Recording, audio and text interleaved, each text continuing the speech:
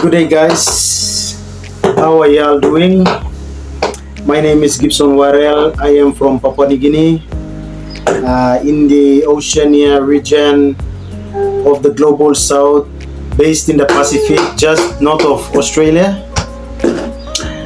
I am so proud and so happy and so grateful to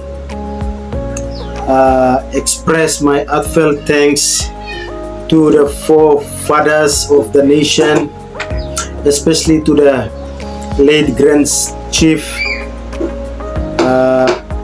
Honorable Sir Michael Thomas Somare, our longest serving Prime Minister in the history of Papua New Guinea and also in the history of the world. I was born in the 1991, so I wouldn't know the experience and the feeling or the joy of being there to witness the lowering of the flag from Australia and to raise the flag of Papua New Guinea on that 1975 morning in Port Moresby. So looking back to 49 years of independence, I think PNG has made a significant progress, mostly in terms of technology. Our economy has significantly been declining due to not only the internal dissensions or the political impediments that were created by our leaders, but I guess it's an holistic way for us to look at the issues that are affecting our nation on that scale. We have geopolitical tensions that are ongoing in the international community, and especially the war in Ukraine has impacted us in one way or the other based on our trade, commerce, and also the impacts are visibly seen in our socio-economical challenges and situations in the country as of the last 2 years. So back to our independence, Papua New Guinea hasn't been like other states that were other smaller economies or other smaller nation states within the Pacific that have gradually developed in some aspects or some areas, like in the social sectors, in the development space, basically infrastructure and basic goods and services that were delivered by their governments. Papua New Guinea is a complex state. Actually, I think it is the only Papuan ethnic state with Austronesian speaking peoples that came through our shores perhaps 5,000 years ago, and also the Papuan race within the hinterlands of Papua New Guinea, and also the coastal but inland coastal villages and communities in Papua New Guinea as well. So we have integrated a lot of social structures within these 49 years of independence. We have made significant progress in career development. I believe that the prophetic words of the late Michael Thomas Somare regarding the vision that he had for the country when the Australians asked him why he wanted to get independence for our country, he said that within these people that you see wearing grass skirts and tapa and the malo or the covering of the men's groins and all those, he got up and said within those traditional wears there are doctors and there are scientists and there are accountants and there are politicians and there are economists and there are physicists and there are chemists, and he was confident in saying that, and I think that that prophecy has been manifested by the generations that came after the leaders back in the day. So we have gone through a lot of challenges as well. We have gone through the Sandline crisis, and then we have many scandals happening in the country. There are a lot of reports, pessimistic reports I should say, on our internal political system and the level of systematic corruption that is happening in our country. There are a lot of propaganda being used by sovereign states down south, especially I should boldly say Australia has done a lot in those areas. I think in terms of helping us and supporting us in foreign aid, but I feel that Australia is not doing a lot to help our people, because through its foreign policy of trade and also its foreign policy, I guess Australia has been supporting us through the aid program, which is not so much beneficial to the nation's development as well.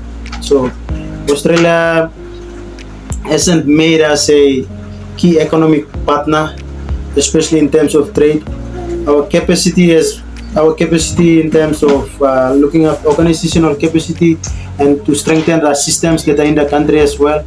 These are some of the main areas, including the areas of governance and leadership, that the Australians have bypassed us and have supported only the projects and the interventions that promote their agenda.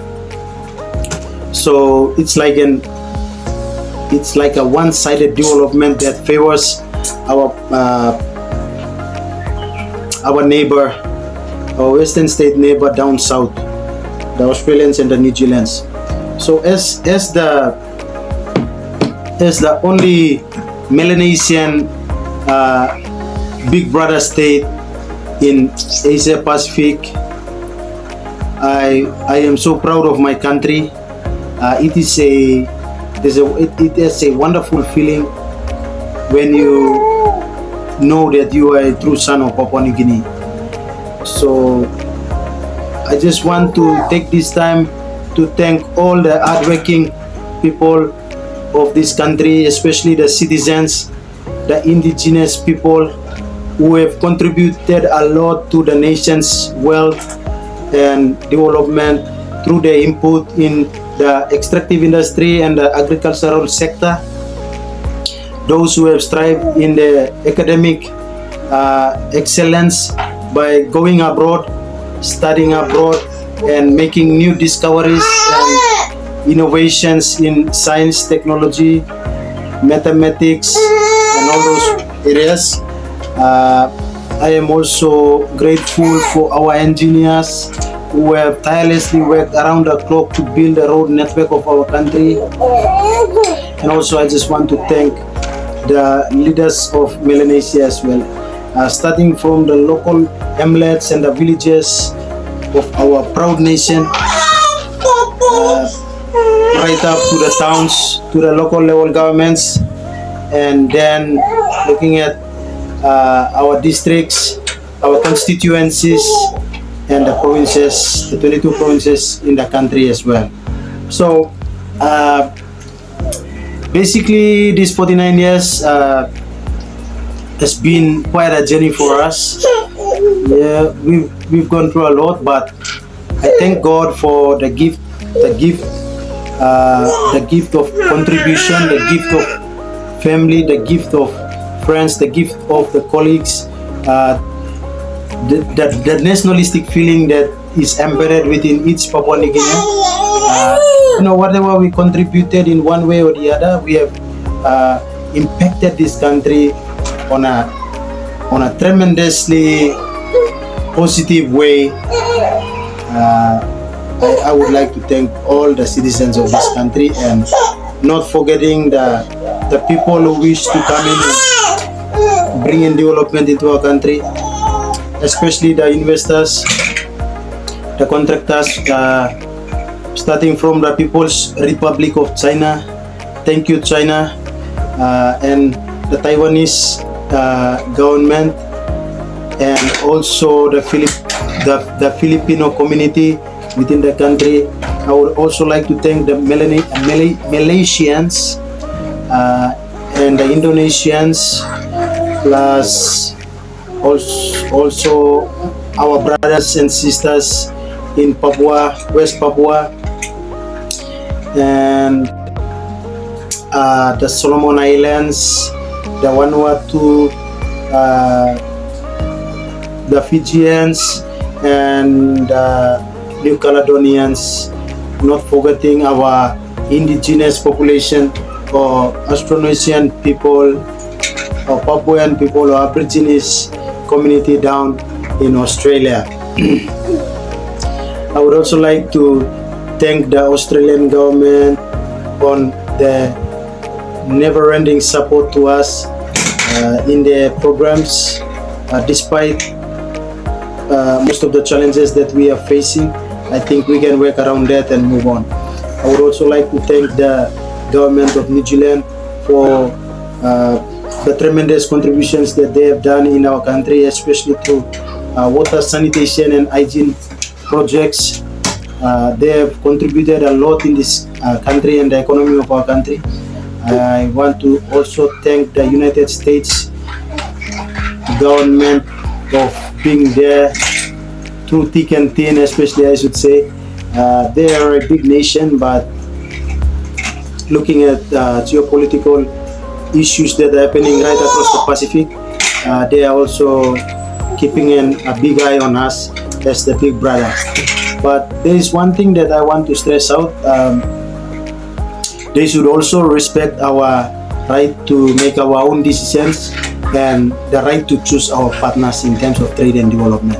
So we are looking north, especially to the big tech giants like China and India, and also Russia. Russia is one of our key partners. In fact, there is a video that I would like to do later. It's about how the Russians came here first and stay with the biggest population in country. There was a naturalist by the name of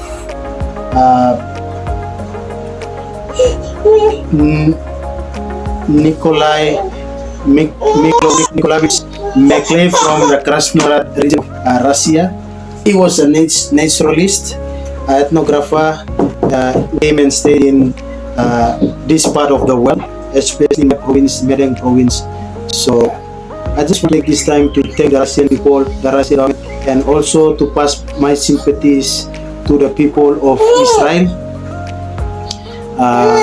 and the Palestinian people that are in conflict, and also remembering the innocent people in Ukraine that have gone through this conflict of Russia-Ukraine war.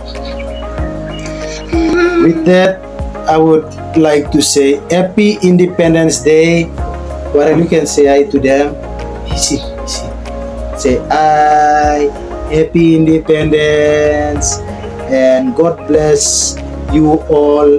God bless all the people of Papua New Guinea, wherever you are and in whatever you do. May God richly bless you, and happy celebrations. Goodbye.